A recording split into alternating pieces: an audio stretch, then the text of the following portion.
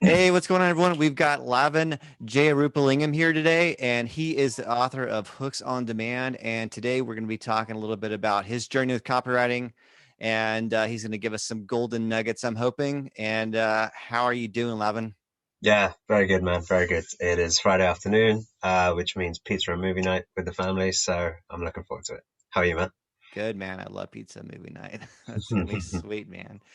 Well, sweet, man. So we have met before. We're both in the Ian Stanley's unit mastermind. We always get really great content inside there, helping each other out and stuff. And it's been great to learn from you inside there. But I'm excited to kind of hear some more about kind of your story and let you kind of share some awesome nuggets with the audience today. How did you originally get started with copywriting? Um, so it's been a sort of interesting journey. So before getting into the direct response world, I was actually in the sort of brand advertising world, the sort of European equivalent of Madison Avenue, right? So I was doing that for I went to advertising school for a year to get into that, and then spent about 4 or 5 years working in a few different agencies in London, and then in Italy, where I sort of spent a few years. Quit that to try freelancing, and then through a Reddit post where some guy was like, "I made 300K as a freelance copywriter last year," and I was just like, what? It just completely blew my tiny mind. And I looked through, and that's where I discovered this whole world of direct response. That was around 2 years ago now. And then, yeah, I sort of was messing about a bit, read some books and whatever. And I was lucky enough to sort of stumble into a job from the Cult of Copy job board, where I basically ended up becoming a in-house writer for a supplement company. And yeah, it was cool. I was just basically like, look, I don't have any kind of direct response experience apart from reading like, half of the boron letters and, a couple of other blog posts. But I've been writing professionally for 4 or 5 years. I'm a killer storyteller. So if you teach me that stuff, I can bring all of these skills to bear. What do you say? And they were interested. And then, yeah, I worked with them for like a year and a half, just pumping out VSLs mostly, and doing some split test stuff with them. Did a bunch of emails. As I've mentioned to you before, like emails not really my specialty. I do emails as and when they're needed, but I'm definitely much more of a long form guy. Um, and then yeah, as I said, sort of quit a few months ago, wrote that book, um, and then just sort of doing a bit of freelancing and stuff now at the moment. So yeah, that's Cool. that's sort of a quick summary of where how I got here. Nice. And so whenever you were with the kind of old school advertising agencies back in the day, was your focus copywriting or were you doing other things? Yeah, no, I was a copywriter. It was very much like, it was like taglines and Mm-hmm. headlines for posters and that sort of stuff. I was always trying to be like the long copy guy, trying to be like, hey, we should write. This is back when I was like the top 5 paragraphs was long copy, right? Before I was writing 10,000 word VSLs. So I was always kind of trying to push for that. It was cool because I got to kind of work on like ideas for like TV campaigns and stuff like that, which sounds really fun, but almost always like I didn't, despite doing it for years, I never actually I think I got one TV campaign across the line and actually made and produced, and it wasn't even one I really wanted to do anyway. So like it was interesting. It was definitely interesting. But yeah, it was sorry, I'm going off on a massive tangent here. That's cool. Yeah, I was a writer, so yeah, I was doing that for several years. Cool, man. Yeah, I kind of tried to go down the same kind of path. I studied advertising in college, and like it's funny, like going back to that stuff, like it's almost like the antithesis of kind of what I've been Yeah. taught to kind of do for direct response. It's like Mm. back then it was just like trying to come up with the quirkiest, like Yeah, yeah, funniest yeah. way of doing something. Originality is like the most important thing, but Yeah. there's no consideration of like I used to get in trouble sometimes because I was always like I remember like at one of these sort of agencies I was in a meeting. I was an intern at this point. I was in a meeting with like the head of the strategy department and blah blah blah, and I just remember asking them. I was like, but hang on a minute, guys, like this doesn't actually make any sense. Like this is not how people like like logically this just doesn't follow like the strategy that you have. And everyone was just really like awkwardly silent, and then basically pretended they were like, I'm sure it'll be fine. And I was like, Okay, cool. Like this is, you guys are getting paid millions for this, right? By this Yeah. huge corporate client who's just spending absolutely millions on this, and no one knows what they're doing. Cool. And it's probably not going to make many sales. But it's going to put their name out there, and someone can maybe win an award for it, I guess, if it's a interesting ad or something. Exactly. Exactly. Yeah, that's funny. Yeah, so kind of, and also another funny aside is I kind of found that same guy on Reddit, and that was like, oh, you can make a bit more, because like, I mean, I Yeah. knew about copywriting and stuff. I knew that you get paid pretty well for it, and more Mhm. so than just content writing and stuff like that. But I think he did like financial copywriting was his main Yeah. Yeah. thing, Yeah. right? Yeah. Yeah. Yeah, I was like, Yeah. oh, so there's a It's funny. I certain. feel like there's a small batch of us, like of people, because like one of my best friends now, he's someone that I started talking to around about the same time, and he was like, "Oh, I've just, I noticed one of your posts, and you're doing direct response copywriting. I've just discovered it myself." And it turns out he was from. There's like a few people who started around the same time as me, and who, when we actually get talking, it's like, "Oh, actually, I discovered it through that guy's Reddit post as well." And like, yeah, so I think this guy's sort of responsible for a little small batch of like direct response copywriters getting started. Yeah, I was on Reddit this morning and I was reading about it, and like someone was asking about it, and I think apparently that guy, like he like put out a bunch of free content for a while, and then like he tried to charge people for a newsletter, and like in true Reddit form everyone lost their crap and like Yeah, started yeah. like uh How talking like dare you try and profit screaming, are you from, gonna charge me? yeah, And you, so I'm going to teach you how to make $300,000 in a year, and might cost you $50 to get this piece of information. Like, how dare you? How dare you insist that you get paid for your valuable time and information, you dick. Yeah, Reddit is a fickle beast, man, but it's kind of a cool place sometimes. Yeah. Yeah, so whenever you did get started with doing direct response, you were Mhm. working for the supplement company, right? Is that what you said? Yeah. Was there kind of any big shifts you found, like kind of going from the old school world to this new direct Mhm. response style of doing kind of BSLs and long form stuff that was like really helped you start writing a lot better?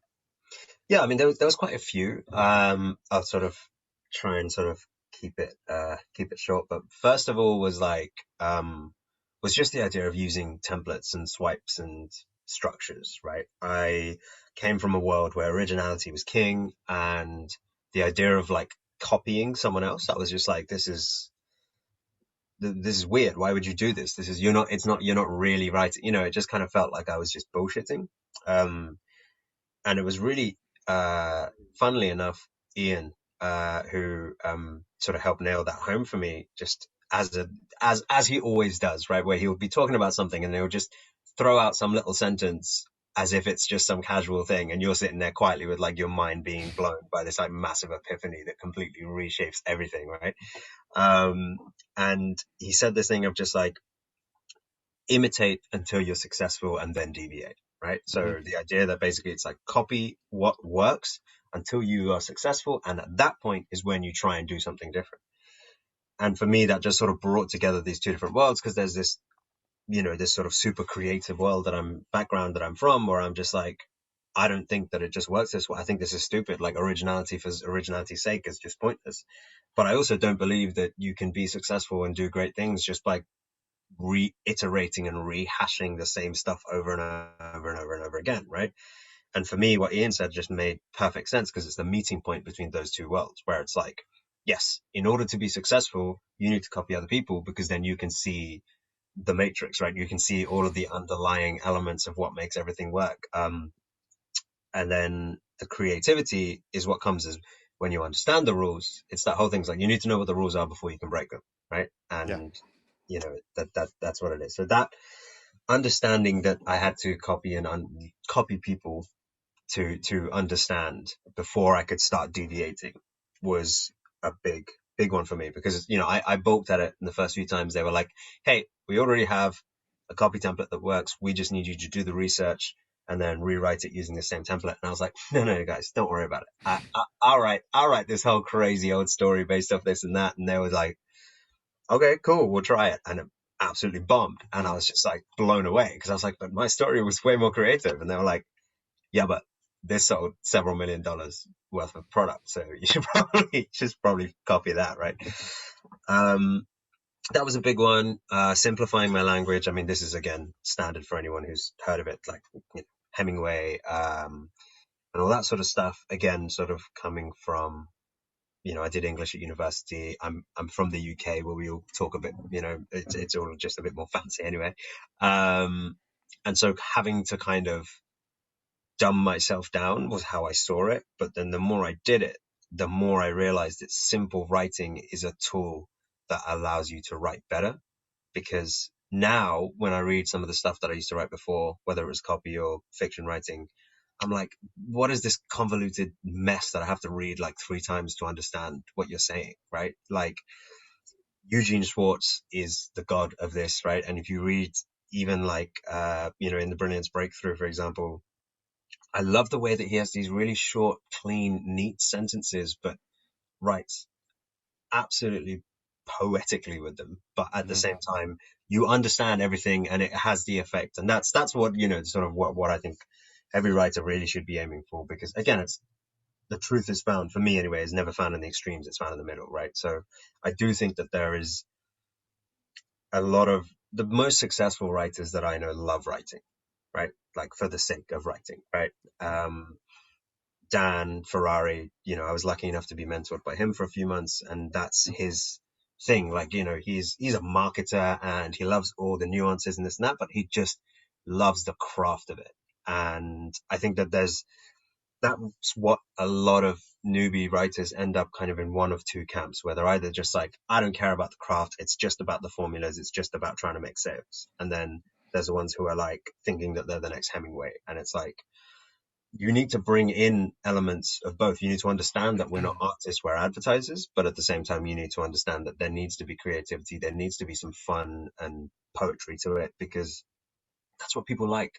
That's what convinces you to sell, right? Sorry, convinces you to buy, is when someone is like Mm-hmm.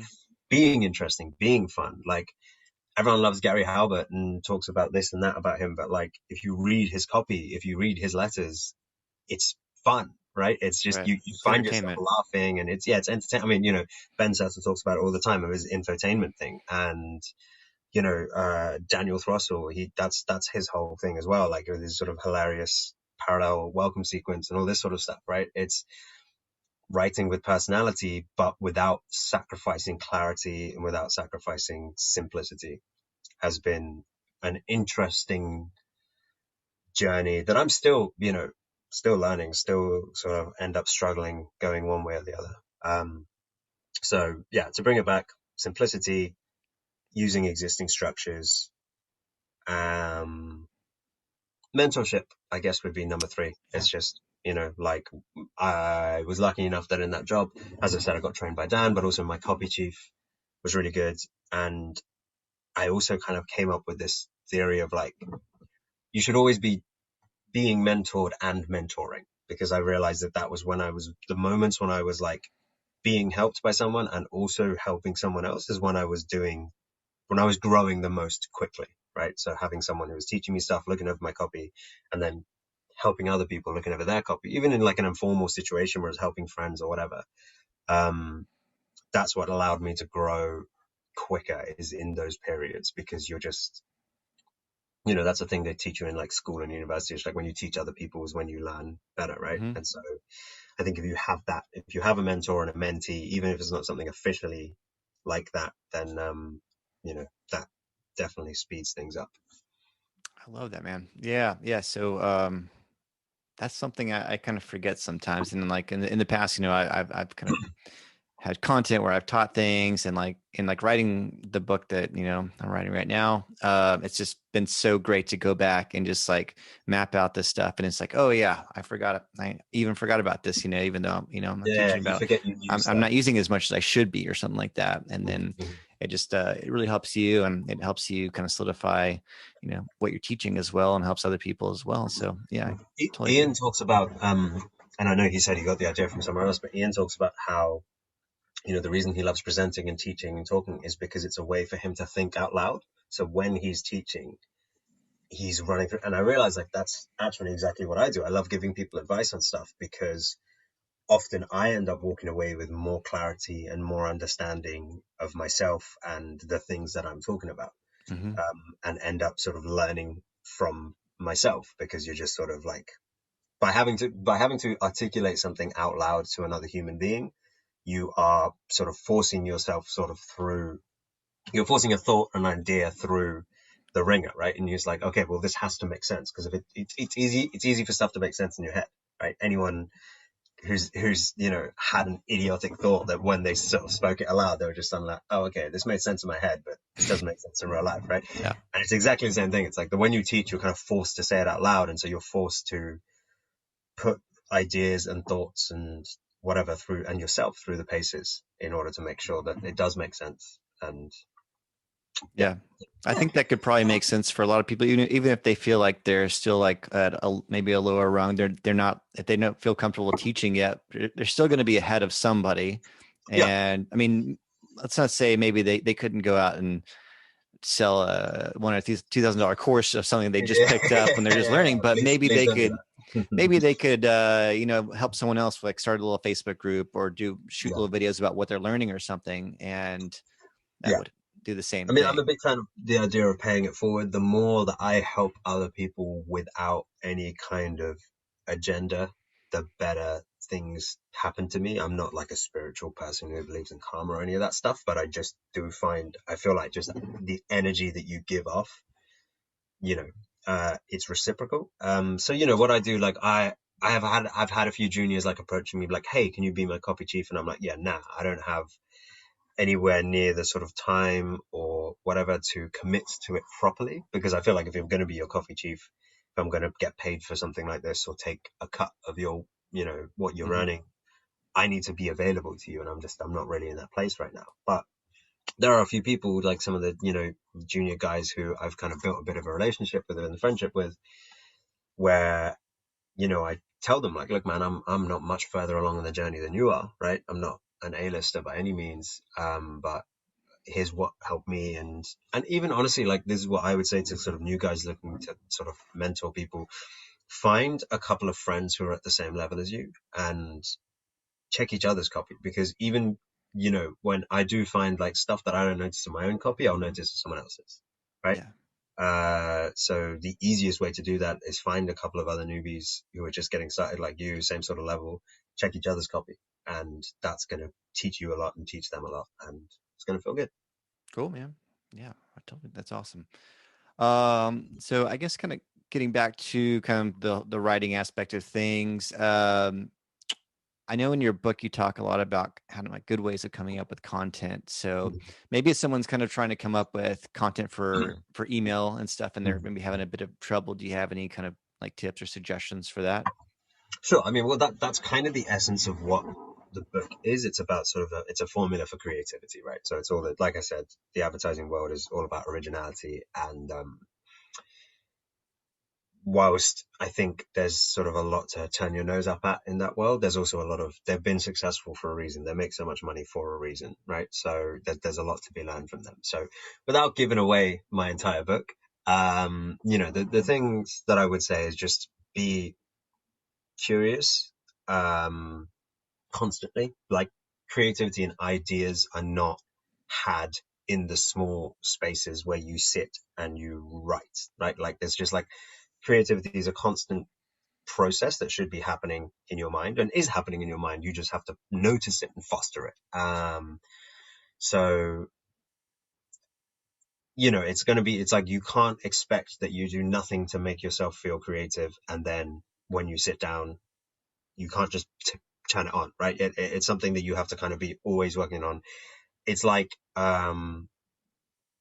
say you're trying to lose a bunch of weight, and then you just like, okay, cool, I'm going to go for a 20-minute walk because I heard walking can help you lose weight, and then doing absolutely nothing in the rest of your time, not adjusting your diet, not doing anything else, right? It's like, I mean, yeah, it works, but like, unless you're sort of walking lots and adjusting your diet and doing all of this stuff, you're not going to lose the weight. So it's like, curiosity is huge. Pay attention to all the stuff around you. Pay attention to stuff that you wouldn't normally pay attention to. So don't just look within your limited world. One of the best wins I ever had was a lead that I rewrote for a sales letter. I think the original sales letter was actually written by Stefan. So yeah, that was kind of like a little, I know it wasn't like one of his big ones, but like, it was cool that I beat a Stefan control. I feel weird saying that because I'm like, but anyway, the lead I rewrote, it increased conversion rate by 38%, right? And I swiped another lead, basically. I just sort of took the same structure another lead was using and just rewrote it.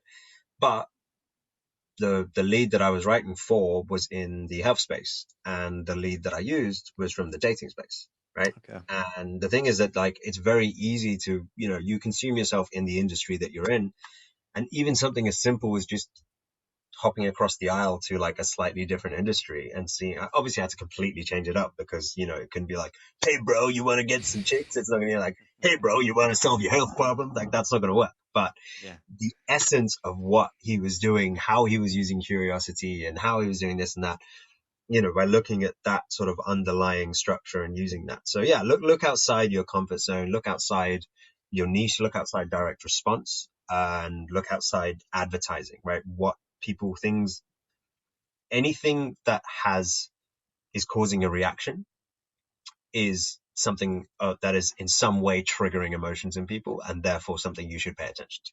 So if someone is sending a big rant on Facebook and it's got like 100 likes, have a look at it. Have a look at the content. Have a look at what people are saying. Have a look at what people are arguing about in the comments. Don't get involved in it because you don't need that drama in your life, but use that drama in your writing, right? Be like, okay, what do people care a lot about? So for example, I'm not a survival copywriter. I find it really a fascinating niche though. So I'm in a few like survival groups, right? And every now and then there's some posters like, oh, you know what? You're not people who have like thousands and thousands of tins in their basement, like being a prepper is not an excuse for being a hoarder, right? And people were going off in the comments. There was hundreds of comments of people just going this and that and this and that. And I sent the thread to my friend who's a survival copywriter. I was like, dude, this is like, you could write an email off of this. You could write a lead off this. Honestly, you could probably do an entire promo off this idea. Because obviously, if there's that many people arguing about it, there's a lot of people that having very, very strong opinions on it. And all you really have to do is just copy and paste a bunch of these comments and, create a nice little sales argument off the back of it to sell a relevant product. And there you go, right? You could be, some sort Feng shui for preppers of, or Marie Kondo for exactly, like preppers. streamline prepping, 80-20 prepping, like how you can prep for the apocalypse with only one cupboard, right? Or Yeah. it's, um, just being a prepper shouldn't mean being a hoarder, but here's the best way to organize it. Here's a short ebook that teaches you the best way to organize your thousands of cans that you're prepping for the democratic apocalypse. It's like looking for these sort of attention centers, the stuff that's the popular stuff that is likely to, as a sort of just a normal human being, you're like, oh, okay, whatever, and just scroll past it.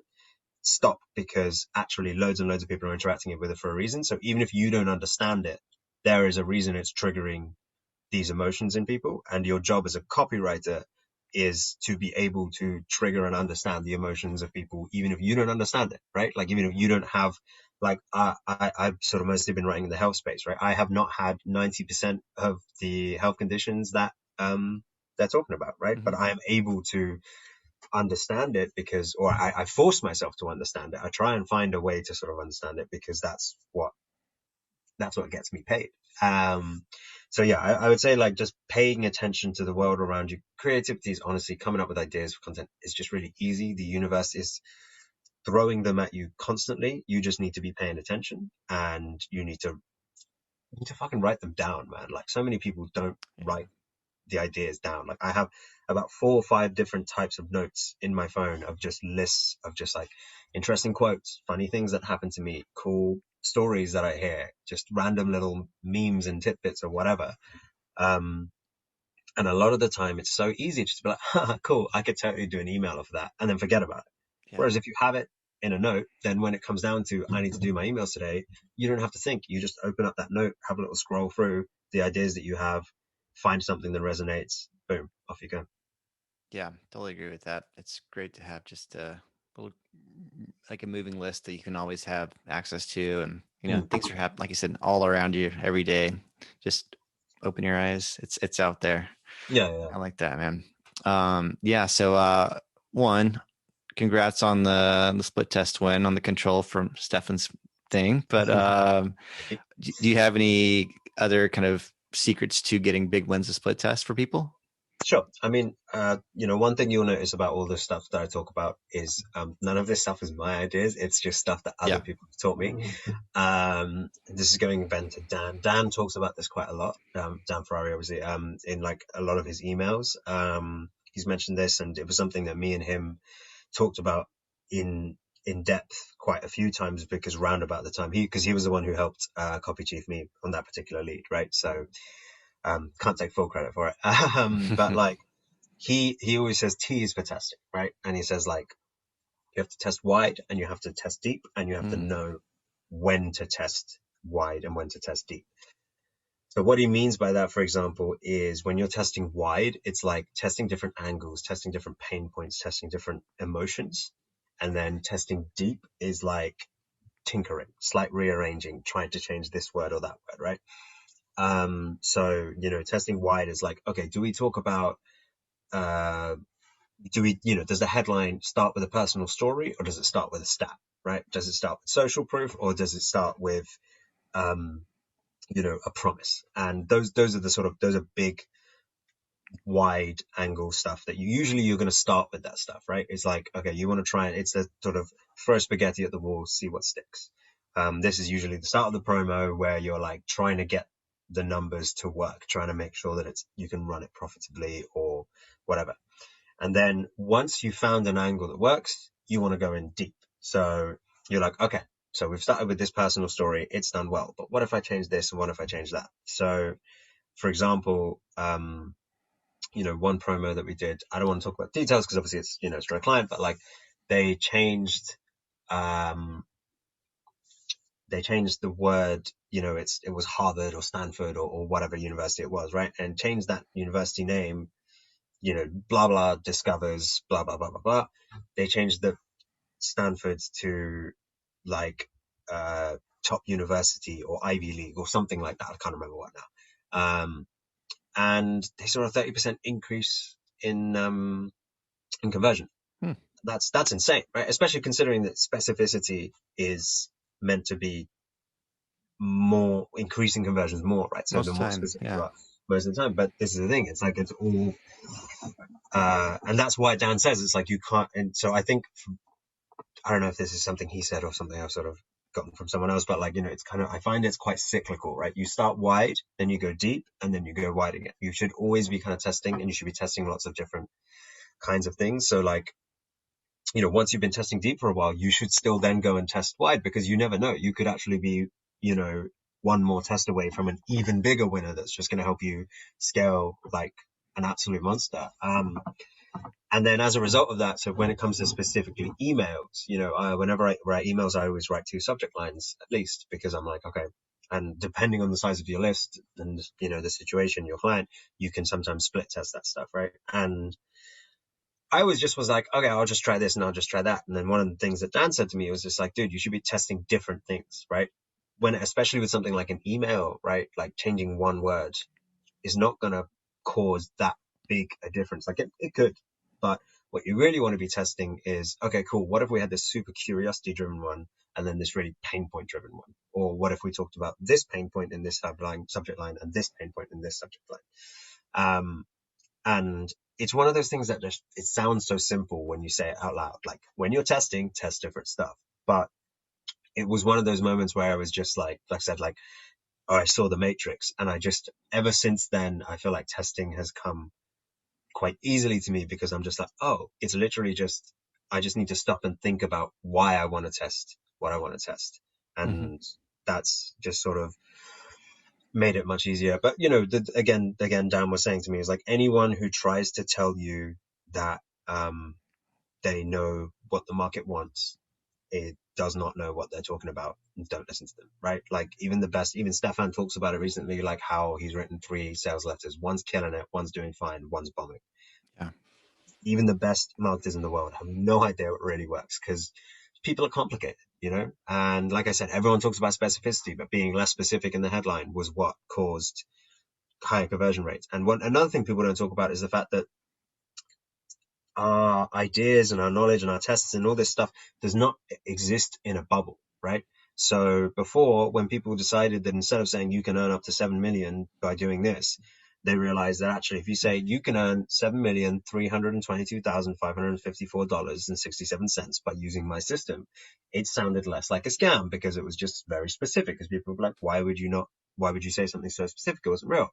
Yeah. And so everyone does that now, except the problem is that people do it so often now that every time I see a very big specific number, I'm just like, oh, okay, cool. It's marketing, right? I'm not convinced by it. Whereas if someone's like, dude, I could earn like a few $100 a month from this, I'm like, oh, that's really way more interesting to me now than someone saying they can earn 7 figures, because I'm like, well, obviously, if it's a big claim, it's probably bullshit. But if it's a small claim, I'm like, well, no one would write a small claim that's bullshit. No one would just try and mark it. This is probably legit, right?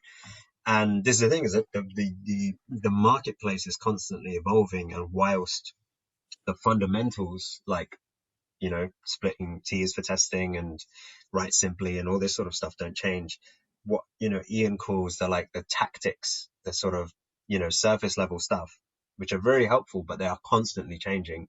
And the more sometimes and again, it's kind of confusing because sometimes you can feel like, oh, I see this all the time, so it's not going to work. Whereas, well, obviously we're marketers, so we're going to see this stuff all the time. Whereas most normal people who aren't in our world aren't going to see it all the time. So Yeah. it could still work, right? Like countdown timers, for example, free plus shipping. I'm like, who the hell buys free plus shipping anymore? And it's like, well, actually, yeah, if you're not constantly looking at all of these funnels, then you might be like, oh, that sounds like a good deal, because you've never seen it before. But then there's also stuff which is just like, oh, people have been saying for years we should do it. Like I said, the number specificity thing, right? But eventually the market is going to kind of get used to it, right? And I think that more people online, more people spending more time online, more people running businesses online and learning how to advertise online, the time periods in which these tactics will be effective are growing shorter and shorter, because a cycle of kind of finding out it works, telling people about it, everyone doing it, the market finding out about it, it's not working anymore, is just getting shorter and shorter and shorter. Yeah. So yeah, the key to split testing, to bring it back, sorry, going off a massive tangent here. Yeah, the key to split testing though is understand what you're testing and why you're testing it. And I guess the point that I was making at the end was just like, be aware of the fact that a lot of wisdom can often be completely wrong or can become outdated very quickly, but also don't turn your nose up at it. And just, the ultimate mantra of direct response is just look at the data, right? So don't stop testing and look at the data, right? Yeah, exactly. So I love it, man. Yeah, that's great. Like the I hope that was T. useful. I feel like end of the week, my brain is just like blah. So No, man, this is super helpful, man. And I love the T strategy on that. And yeah, that's really great stuff, man. But like, dude, this has been super, super helpful. And I really appreciate you jumping on today, especially, the end of your week, and you're probably ready to relax a little bit, but this has been great. And if anyone wants to kind of connect with you or find out more about your book, where can they do so? Sure. Well, connect with me mostly. I'm mostly on Facebook. You'll see me in various Facebook groups and whatever. The book you'll be posting like this in a video on Facebook or YouTube, right? So I can just send you a link. Yeah, it'll be on YouTube, be on my blog, so they'll have access to it. Yeah. What I'll do is I'll do a little discount code for your listeners. There we go. Take $10 off the price. Cool. So yeah, I'll send you the details and you can just link it wherever. Cool. So. I'll put it on there, man. Well, sweet. This has been rad, and awesome. I really appreciate it, man. No worries. Thanks for having me on, man. All right. Thank you for being on, man. Cool. Have a good weekend.